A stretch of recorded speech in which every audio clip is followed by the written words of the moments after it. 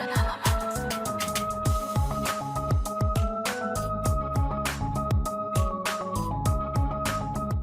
Buenos días, señores alumnos. Continuamos con nuestro estudio de la neuroanatomía.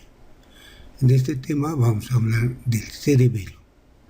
El cerebelo es una estructura del sistema nervioso central que se va a originar de la vesícula posterior del tubo neural, conjuntamente la protuberancia del metencéfalo. La palabra cerebelo significa pequeño cerebro. Es por eso que los autores franceses la han denominado petit cerebro.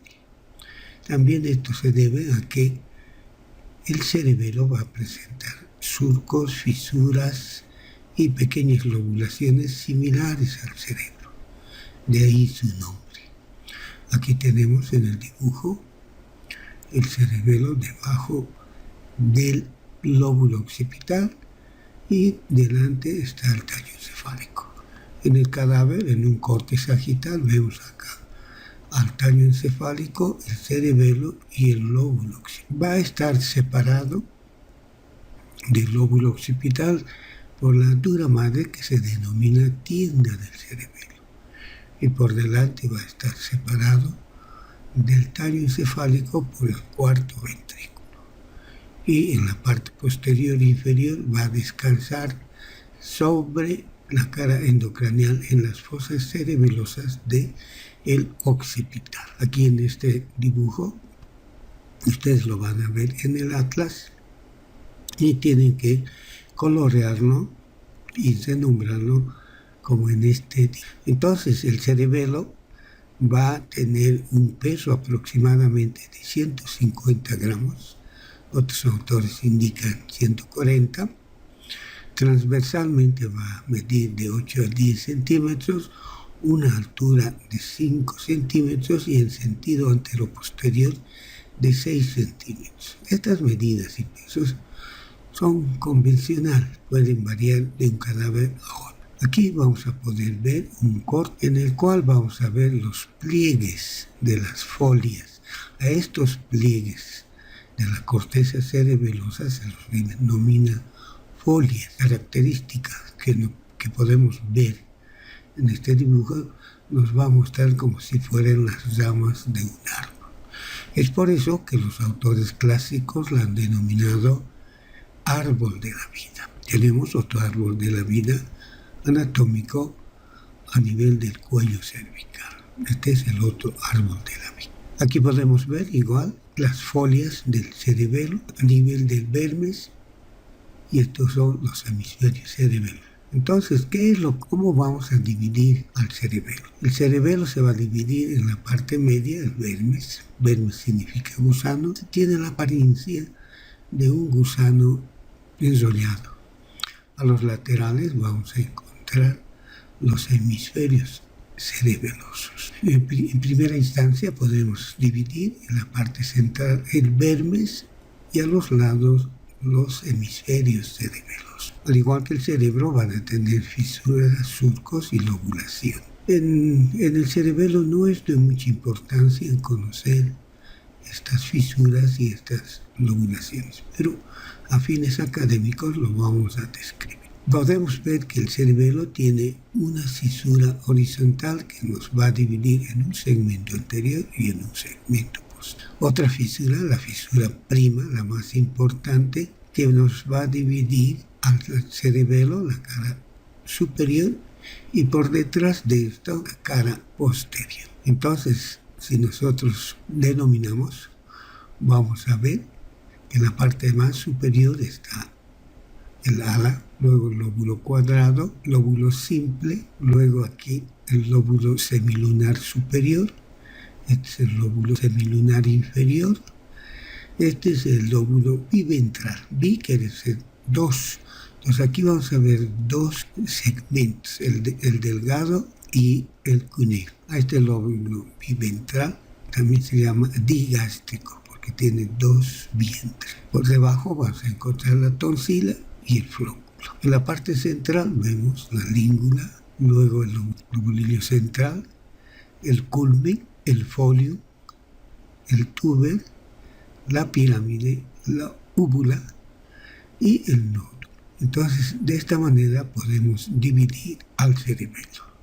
Vuelvo a recalcar, esta es la fisura prima, esta es la fisura horizontal, esta es la fisura prepiramidal y esta es la fisura posterolateral.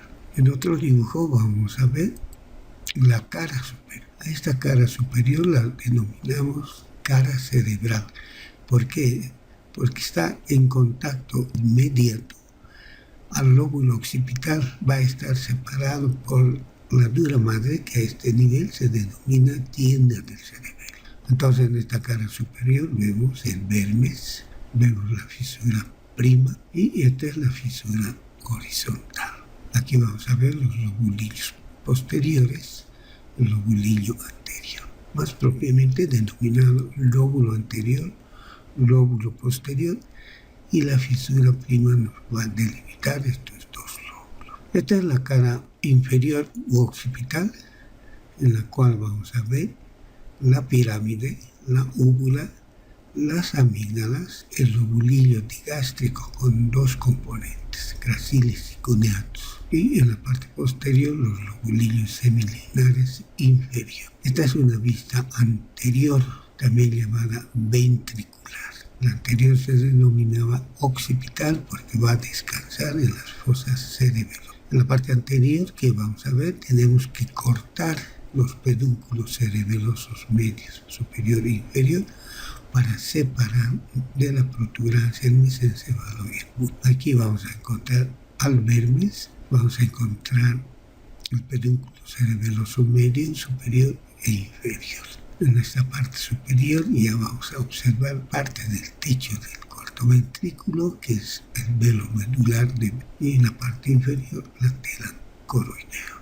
Entonces, según el desarrollo filogenético, el cerebelo se va a dividir en un archicerebelo, también llamado cerebelo vestibular, porque tiene relación íntima con los núcleos vestibulares del tallo encefálico. Tiene que ver el archicerebelo con el equilibrio. Entonces la parte más antigua del cerebelo es el archicerebelo, que aquí vamos a encontrar y va a estar ubicada entre el nódulo y el flóculo. Se llama archicerebelo porque compartimos con los animales este segmento cerebelar y, como podemos ver en los animales, tienen un mayor desarrollo. Nosotros hemos perdido este atributo del equilibrio en razón del neocerebelo. Luego tenemos el paleocerebelo o cerebelo espinal. Se denomina espinal porque van a venir las fibras espinocerebelosas informando al cerebelo de la sensibilidad propioceptiva. Es por eso que se llama cerebelo espinal. Este cerebelo, en el desarrollo filogenético, es más desarrollo, tiene que ver con el tono muscular. Y finalmente tenemos aquí, en un segmento de mayor dimensión, el neocerebelo. El neocerebelo está bien desarrollado en el hombre. Y este neocerebelo nos va a dar ciertas características manuales, como ser el movimiento fino. Y este movimiento fino lo necesitamos para escribir, lo necesitamos para pintar, hacer diagramas, y en las profesiones como el cirujano hacer maniobras quirúrgicas finas gracias a este neocerebelo. Una vez que hemos estudiado la parte externa, la configuración externa, debemos estudiar la configuración interna del cerebelo. Si nosotros hacemos un corte en cualquiera de las folias, vamos a ver que la corteza, es decir, la sustancia gris, esta es la sustancia blanca, la sustancia gris a su vez se va a dividir en una capa externa denominada molecular, una capa interna de células de Purkinje y una capa interna de células granulosas. Entonces, ¿cuál es la característica de estas capas? La capa externa o molecular nos va a presentar dos tipos de células. En esta capa periférica o molecular vamos a encontrar las células en cesta, que son estas de coloración azul, que van a rodear a través de sus prolongaciones, tanto dendríticas como axónicas, formando una especie de cesta o canasta alrededor de las células de Purkinje. Algunos autores indican que puede tomar una sola célula en cesta entre 10 a 20 células de Purkinje.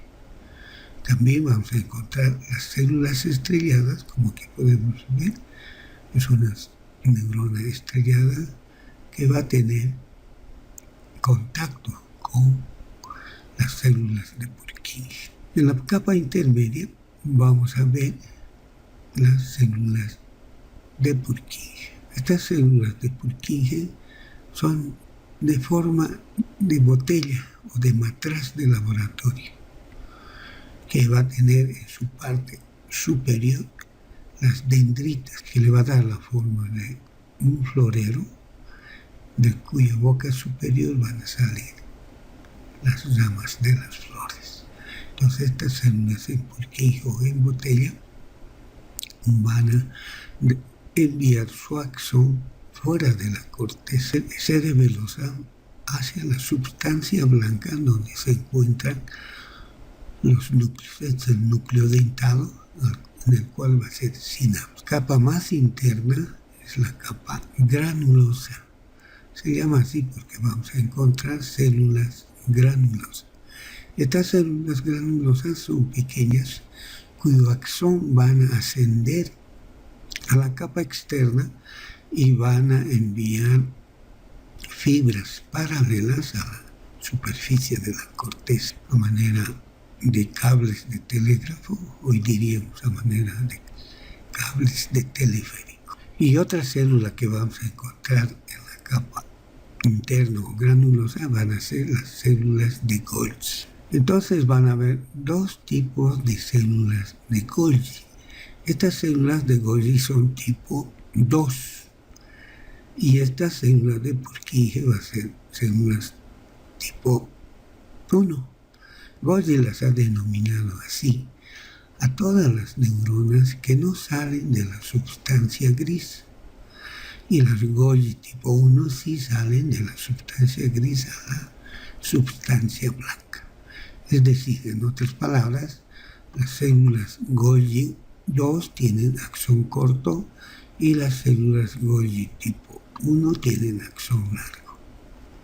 El glomérulo cerebeloso simplemente es una sinapsis de 3 elementos: la fibra musgosa, la dendrita de la granulosa y el axón de la célula Golgi tipo 2. Entonces a eso denominamos glomérulo. Aparte de las células que hemos citado, vemos nosotros dos tipos de fibras: las fibras musgosas y las fibras trepadoras. Las fibras trepadoras van a tomar el axón de las células de Purkinje, van a trepar a través del axón hasta las células de Purkinje. Va a hacer sinapsis con las dendritas de las células de Purkinje.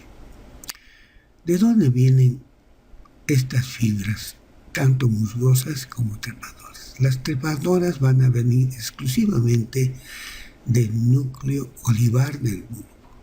En cambio, estas otras fibras musgosas pueden ser las vestíbulos cerebelosas, las cuñocerebelosas o las pontocerebelosas. El cerebelo va a tener núcleos. Estos núcleos se van a encontrar en la sustancia blanca. Aquí en la periferia tenemos a la sustancia gris que va a formar la corteza cerebelosa. En la sustancia blanca vamos a encontrar 3 tipos de núcleo dentado, que es un núcleo plegado a la manera de una bolsa de tabaco. Este núcleo tiene que ver con el neocerebelo, por lo tanto, con los movimientos finos. En esta apertura de este núcleo dentado vamos a encontrar 2 núcleos: el núcleo emboliforme y los núcleos globosos. Estos dos núcleos tienen relación con el palio-cerebelo, es decir, van a tener relación con el tono muscular. Y finalmente, cerca del techo, vamos a encontrar los núcleos del techo o fasciculus. Entonces, estos núcleos son propios del cerebelo. Ahora hablaremos del cuarto ventrículo. En la parte posterior del tallo encefálico encontramos una cavidad. A esta cavidad se la ha denominado cuarto ventrículo y se denomina así porque el primero y el segundo son los ventrículos laterales. La unión de estos va a formar el ventrículo, el tercero, y descendiendo a través del conducto mesencefálico de Silvio se va a dilatar ese conducto para formar el cuarto ventrículo. Por su forma se va a denominar fosa romboidal. Como podemos ver en este gráfico, un rombo que tiene dos triángulos, uno superior y otro inferior. El cuarto ventrículo o fosa romboidal, vamos a encontrar el piso del cuarto ventrículo o de la fosa romboidal y el techo de esta fosa romboidal. Cuando hemos hablado de bulbo y protuberancia hemos adelantado algo. Entonces, ¿cómo está formado esto?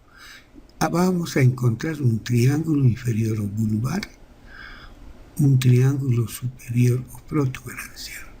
Van a estar delimitados por los pedúnculos cerebeloso superior, cerebeloso medio y cerebeloso inferior. El piso propiamente va a estar dividido estos dos triángulos por las estrías. Aquí podemos ver estas estrías que van a separar triángulo protuberancial y el triángulo bulbar.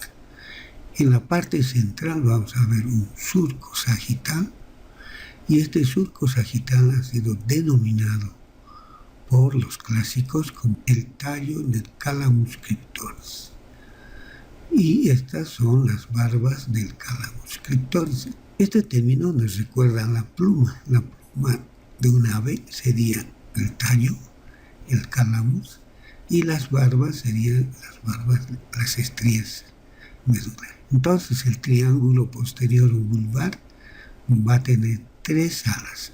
El ala blanca interna, que corresponde al núcleo del hipogloso, el ala blanca, el ala gris, que corresponde al núcleo dorsal del vago y al núcleo salival del glosofaringeo, y externamente está el ala blanca externa, que va a corresponder a los núcleos vestibulares. En la parte superior vamos a ver la parte superior del surco sagital, dos columnas denominadas los funículos teres.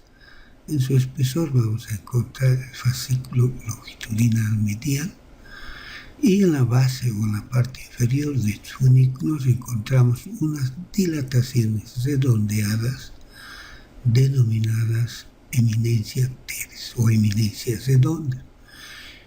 En la profundidad de esta eminencia teres o redonda se va a encontrar el núcleo del sexto par o abducen.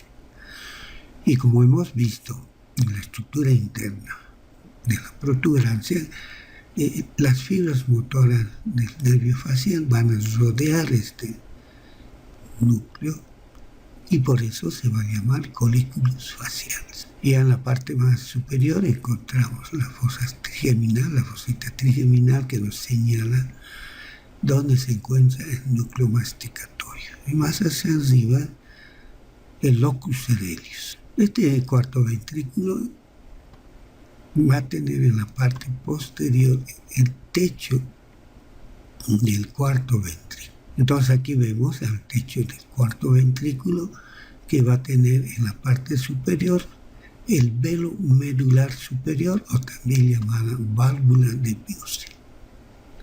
Entonces en este segmento encontramos una membrana del velo medular. En la parte inferior vamos a encontrar el velo medular inferior, también denominada membrana tectriz. En esta membrana tectriz también vamos a encontrar los plexos coroideos, también llamado tela coroidea. Estos plexos coroideos van a elaborar líquido cefalosanguíneo. Y en este espesor vamos a encontrar las teñas del cuarto ventrículo.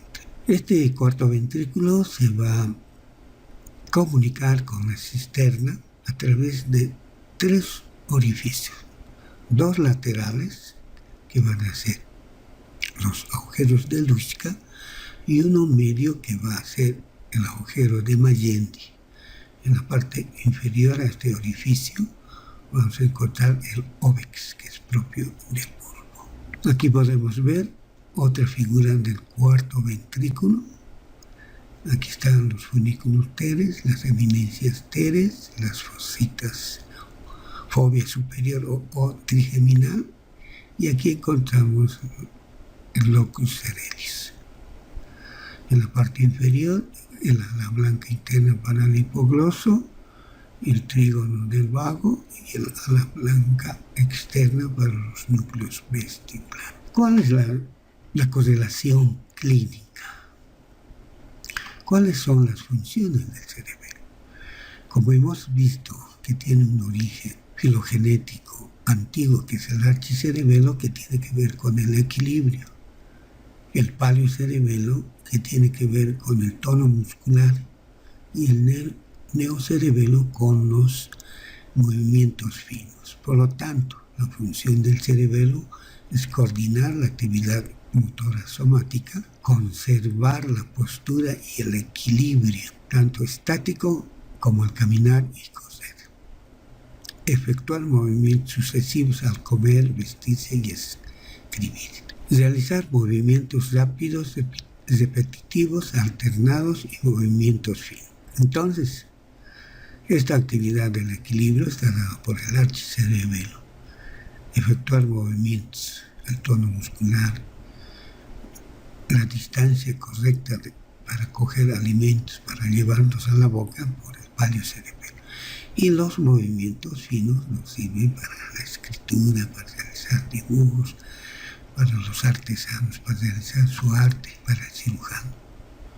Los movimientos voluntarios pueden llevarse a cabo sin la participación del cerebelo, pero dichos movimientos pueden ser torpes.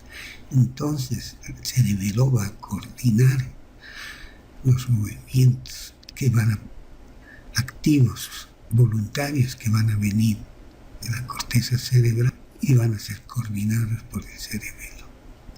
Pero no solamente con el cerebelo, sino también con el sistema extrapiramidal. Si se lesiona el cerebelo, ¿qué es lo que vamos a encontrar? Hipotonía. Hipotonía quiere decir músculos atrofiados, con tonismo disminuido. Entonces, cuando hay una lesión de un hemisferio cerebeloso, el lado del mismo lado se va a poner los músculos en hipotonía. Esta hipotonía nos va a alterar la marcha y la postura. Cuando hay alteración de la marcha se denomina ataxia. Y va a haber una discoordinación de los movimientos de señalar, levantar los objetos, a la cual vamos a denominar disdiadococinesia. Entonces, para determinar cómo coordina el cerebelo, hay la maniobra de dedo-nariz, que se realiza extendiendo lateralmente el miembro superior, el índice señalarse la nariz con los ojos abiertos y luego con los ojos cerrados. Para determinar la ataxia hay que hacerle caminar en una línea recta con los ojos abiertos y con los ojos cerrados. Y por último va a haber trastornos de los reflejos, porque va a estar disminuido o va a entrar en hipotonía los músculos.